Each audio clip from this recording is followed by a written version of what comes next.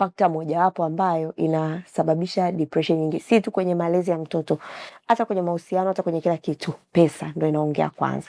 Sasa wewe ulifanyaje ukatoka pale, or if you're still in the process ya kutoka pale, nao wapate kusikia, wajifunze, nao waone kwamba it's possible. Bado sijatoka kwanza. Yes, lakini bado, ila sio kama mwanzo. Sio kama mwanzo. Uhakika wa kumhudumia vizuri, kuwepo na kumpatia anachokihitaji, japo sio vyote, ila sasa hivi nampatia. Kicho cha kwanza kabisa ili utoke pale, kubali situation, kukubaliana na hali. Cha kwanza mimi nilichokiona, unajua Amanda mimi nimempuza, sikuwa na support nyumbani, nani nipo tu na hakuna hata huyu alikuwa anajua kama mimi yupo naye. Nikubali hali, sawa, nishafanya, lazima aje, na akija ndio ni jukumu langu. Nipo mjini, natakiwa nipambane. Cha kwanza hapo, una hela, unakuwile, umekubali hali yenyewe, ni sawa, itakuja. Then kinachotia stress cha pili ni mama wa mtoto. Kwa inabidi, anatakiwa aelewe kwanza situation, mimi ni mwanafunzi, sina hela. Hata mama pia inabidi ukae uongee naye. Hicho ni kwa mimi ambacho kimenifanya mpaka niliweza kusurvive. Maana niliongea naye, situation unazielewa, unaziona. Umekubali kuwa mama, nishakubali kuwa baba. Mtoto inabidi tumpokee. Hali yetu ni hii. Tunatakiwa, ila na ni lazima kukua, ni lazima, na malezi lazima apatie kwa hali yoyote ile ambayo tupo nayo. Mama kaipokea, nimeipokea pia. Kwa hiyo tushakubaliana kwanza na hali ambazo tupo nazo kwa muda huu. Hatuna pesa, hatuna chochote. Umeona? Kingine sasa, ikija umeshampata mtu, financial crisis unavyosema, umeona? Umepata, mmeelewana kwamba mmeshakubaliana na hali. Na ukishakubaliana na hali, kuna malezi mengine. Yaani kukubaliana na hali sio kwamba ndio umetatua tatizo. Mimi hicho na kingine, nilipata mentor kiasi chake. Unajua sikuweza kutoka mwenyewe kwa mnao hiyo. Nitafuta mtu, nikaongea naye, akasema, yaani unajua, akanieleza ukweli kwamba unaenda kuwa baba sasa. Umeona? Hali hizi za kukosa pesa na nini, wewe fikiria, umekuwa umetoka wapi? Unaishi wale kufikisha hapa, wewe hauna pesa. Walikuwa na pesa kiasi hicho. Walikubali, wanaenda kuwa wazazi, na mtu akifika na huyo mtoto anakuja ana sababu yake. Yani hawezi mtu ukawa na mtoto tukakosa kama unaweza kula. Yani cha kwanza ni hicho kwamba unaweza kujilea, hawezi kumshinda kumlea yeye pia. Kwa hiyo mpaka hicho kingine ni mentor kidogo alinaweka sawa mpaka tu kukubaliana na hali. Umeona? Na mpaka nakuja nini, nilikuwa ni wewe kwanza, nakumbuka alichokuja ananiambia, wewe unafanya nini saving, ni una chakoko pekee yako na save. Kaambia kweli mimi sikuwa na hiyo, sikuwa na tabia hiyo kusave eti. Mimi nikiwa na hicho tunapokea 600 kwa muda miezi miwili. Hela bomu inaingia leo, inaingia Jumatatu, Ijumaa hauna hata 100. Ndio, kwa hiyo akili pia akanambia, basi jitahidi kwa chochote ambacho unakipata, jitahidi fikiria unaenda kwa wapi. Haijalishi unapata kiasi gani. Unaona, malezi sio kwamba lazima uwe na hela sana, japo hela inahitajika. Kubali hali, fanya saving kwa unachokipata. Nakumbuka ilinisaidia kidogo mpaka kuja kufika pale. Japo sikuwa na uwezo wa kupata pesa kiasi hicho, ila kicho inaingia, unafanya saving. Na ndicho kidogo ambacho kimenisaidia mimi mpaka kimenifikisha hapa ndogo hivi. Ila kikubwa zaidi, mama yake pia alikubali ambacho kinakuwepo, hali yenyewe ili mtoto akue. Hicho ndo zaidi. So you had mentorship, ukapoanzisha masuala ya savings, na ukapata support kubwa sana kutoka kwa partner wako.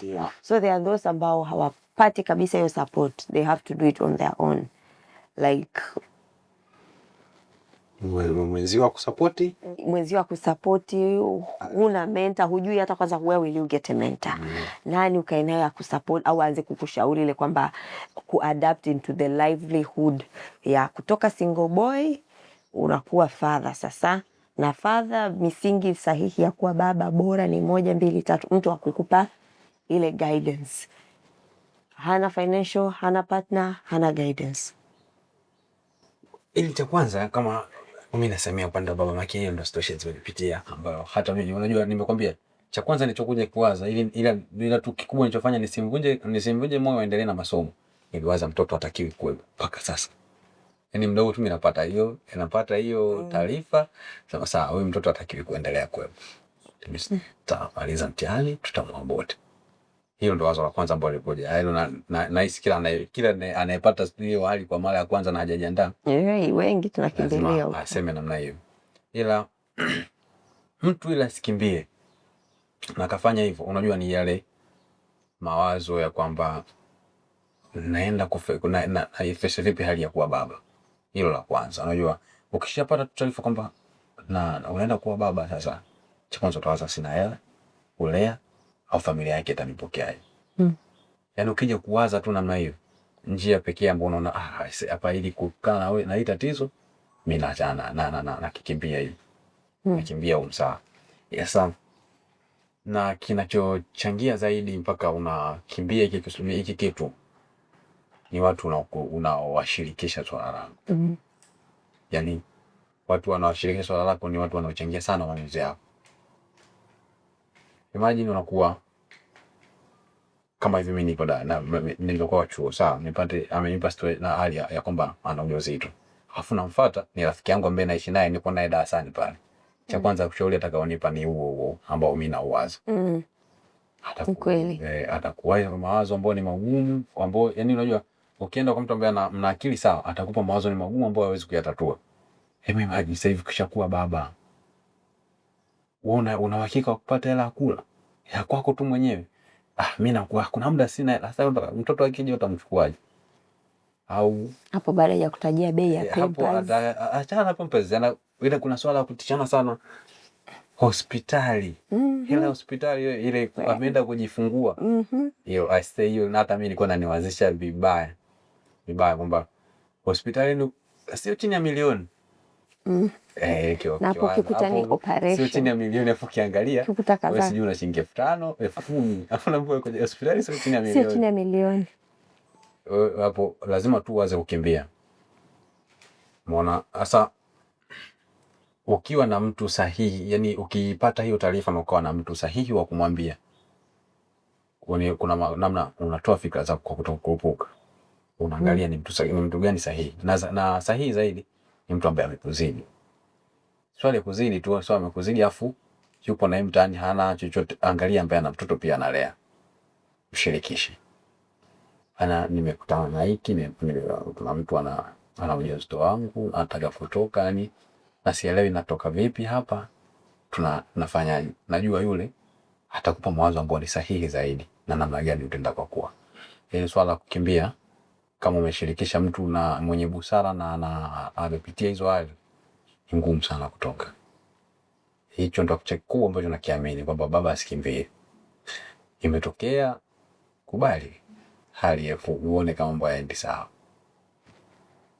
Sometimes unajua baadhi na huwa nafikiria ningemkimbia yule mtoto. Unajua na proud na hali ne? Najivunia kabisa tu kimtaja jina tabasamu yani. Hakuna proud na mtoto. Yani unafikiria hivi kama ningekimbia au ningemkataa maybe nikamwabort. Ingekuwaje sasa hivi? Hata kinachokipata ningeona kifanyia nini? Zaidi ndio naharibika tu kama ile tunasema ile boom 600,000 inaisha ndani ya wiki moja, ila saizi 600,000 inaishi muda gani? Wewe inakaa hiyo Amanda inaweza kazidi hata mwezi yeye. Najua nikiharibu tu hapa. Siku la kitu katikati kinaweza kutokea. Umejua thamani ya pesa, maana nidhamu ulikuwa nayo. Maana unakuwa na nidhamu ukijua kwamba inafika paka ije boom nyingine kipande. So tunasema amekupa nidhamu na umeitambua thamani ya pesa. Kwa kweli nidhamu ya pesa na amenifunza namna ya kuishi. Unajua amenibadilisha aina ya mawazo niliyokuwa nayo. Tuko na wazo ile ukishakuwa na pesa yako kuna maisha fulani utakuwa unaishi yani vibe la kutosha, utatoka, utaenda sehemu, utaenjoy. Lakini ufanye nini ukiwaza leo natoka. Hivi nikienda nikiharibu 30,000. Hali nipo kule. Nikimnunulia nguo Ukiweka elfu au nikiweke elfu 30, thelathini kuna chochote 30 imekuwa na thamani sana. Sana. Yaani kupoteza hata elfu moja kwa muda huu wa sasa hivi inaumiza sana. Na kweli mpaka kuwepo hivyo kanifanya mimi naweza nikafanya saving. Yaani siwezi nikasema ni kwamba nina pesa ambayo ya kusema, ila kutokana na yeye umejifunza pesa. Nice. Kwa nadhani changamoto yote mtokea na tatua, tusisumbue mtu kwa sababu labda sasa hiyo ni kubwa ambayo inazidi hata mtu kimuelezea ni kweli. Sasa anakuelewa bwana na changamoto ni 30. Sasa kwamba wewe kwani ulikuwa baba? 30 kweli? Yani japo kweli inatokea unakuwa hauna. Yes. Ila kuna namna gani ukiwepo ukikubali na ukajifunza kutokana na mambo yaliyokufanya nyuma, inawezekana na ukawa baba bora tu kabisa. Postpartum depression ni maarufu sana kwa kina mama. Tumesikia namna gani pia kina baba hata kwa udogo nao wanaipitia. Sio kwa udogo, kila mmoja anaipitia kwa stages tofauti. Na leo tumesikia upande wa Ambrose. Next time katika Mtoto Kwanza podcast tutasikia mengi zaidi katika upande wa pili wa hii depression hasa kwa kina mama, na tukiwepo kina mama malezi yanazungumzika kwa lugha moja. Jina langu ni Mande Nemes na hii ni Mtoto Kwanza podcast.